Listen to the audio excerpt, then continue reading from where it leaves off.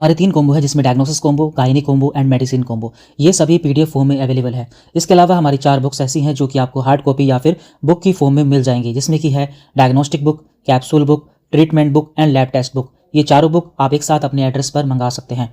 इन books में आपको क्या क्या कंटेंट मिलने वाला है पहले वो हम जान लेते हैं। उसके बाद हम आपको बताएंगे कि इनका प्राइस क्या रहने वाला है और आप इन्हें कैसे परचेज कर सकते हैं। तो ये 4 बुक्स हैं, इनके बारे में हम बारी बारी से जान लेते हैं किस बुक में आपको क्या कंटेंट मिलने वाला है। तो यहाँ पर पहली बुक है द लैब टेस्ट बुक। इस बुक को टोटल 5 भाग में डिवाइड किया गया है। तो वो 5 पार्ट कौन कौन से हैं? पहला पार्ट है बेसिक्स ऑफ लैब टेस्ट, यानी कि लैब टेस्ट क्या होता है, सैंपल कलेक्शन कैसे होते हैं, रिपोर्ट कैसे पढ़े, pre test and post test precautions. इसके बाद पार्ट बी में आपको सारे ब्लड टेस्ट मिल जाएंगे, जैसे कि CBC, blood sugar test, liver function test, KFT, lipid profile. इस तरह से आपको सारे टेस्ट देखने को मिल जाएंगे। पार्ट सी में आपको सारे यूरिन टेस्ट देखने को मिल जाएंगे। पार्ट डी में स्टूल टेस्ट आपको देखने को मिल जाएगा।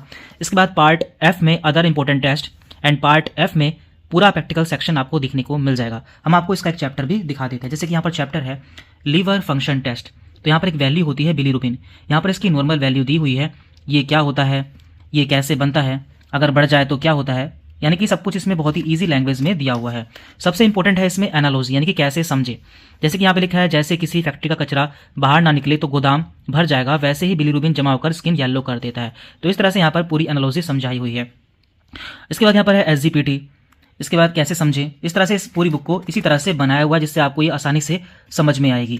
जैसे कि यहाँ पर है एसजीपीटी, यदि एसजीओटी से बढ़ जाता है तो उसका मतलब क्या होता है, एल्बुमिन क्या होता है, ये सब कुछ आपको इसमें देखने को मिल जाएगा। बुक के लास्ट में आपको सारे सैंपल रिपोर्ट्स भी देखने को मिल जाएंगे। जैसे कि यहाँ पर है सीआरपी, यदि किसी का सीआरपी 25 mg प्रति लीटर आता है तो उसका मतलब क्या होता है, यहाँ पर इसका एक्सप्लेनेशन दिया हुआ है। इस तरह से आपको इसमें सारे एक्सप्लेनेशन देखने को मिल जाएंगे। कुल मिलाकर ये लैब टेस्ट बुक आपके लिए बहुत ही हेल्पफुल होने वाली है। यहाँ पर दूसरी बुक है द डायग्नोस्टिक बुक, डॉक्टर कैसे किसी मरीज की बीमारी का पता लगाते हैं। इसमें आपको सारी बीमारी की केस स्टडीज देखने को मिल जाएगी। जैसे कि यहाँ पर इसका इंडेक्स है, पहले इसमें बेसिक एग्जामिनेशन दिया हुआ है, देन इसमें केस स्टडीज देखने को मिल जाएंगी आपको सारी बीमारियों की। इसके बाद इसमें दिया हुआ है मेडिकल अवेयरनेस, जैसे हम कैसे किसी बीमारी का डायग्नोसिस करते हैं, कैसे उसे एग्जामिनेशन करते हैं।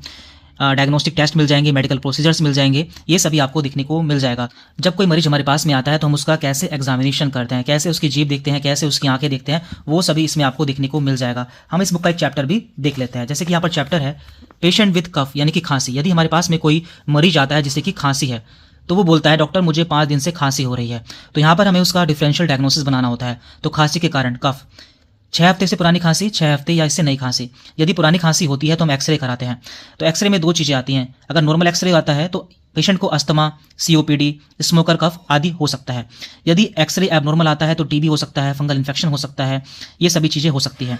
यदि खांसी नहीं है और मरीज को बुखार भी नहीं है तो मरीज को एलर्जी, एसिड रिफ्लक्स, अस्थमा या फिर स्मोकिंग हो सकती है, स्मोकिंग कारण हो सकती है। लेकिन यदि मरीज को बुखार भी है तो कॉमन कोल्ड, निमोनिया या फिर स्ट्रेप थ्रोट हो सकता है।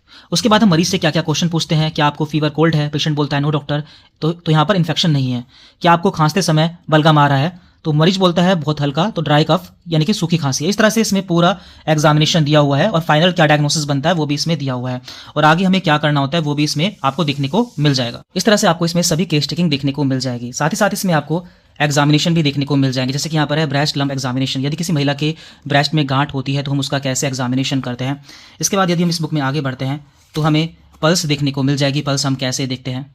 कुल मिलाकर डॉक्टर्स एंड मेडिकल प्रैक्टिशनर्स के लिए बुक काफ़ी हेल्पफुल होने वाली है। ये है तीसरी book the diagnostic book capsule. तो इसमें आपको क्या क्या देखने को मिलने वाला है, इसमें आपको spinal cord MRI report, brain CT scan report, colour Doppler ultrasound, stomach ultrasound, type of injection and ICU instruments, ये सभी आपको देखने को मिल जाएंगे। तो एमआरआई रिपोर्ट कैसे पढ़ी जाती है वो सभी आपको इसमें देखने को मिल जाएगा। इसमें काफ़ी सिंपल और ईजी लैंग्वेज में दिया हुआ है।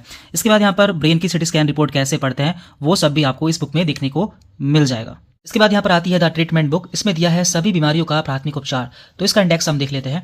सबसे पहले इसमें दिया है पेट और आंत से संबंधित सभी बीमारियां, जैसे कि डायरिया, कॉन्स्टिपेशन, ब्लोटिंग, जीईआरडी। इसके बाद यहाँ पर श्वसन तंत्र से संबंधित सभी बीमारियां दी हुई हैं।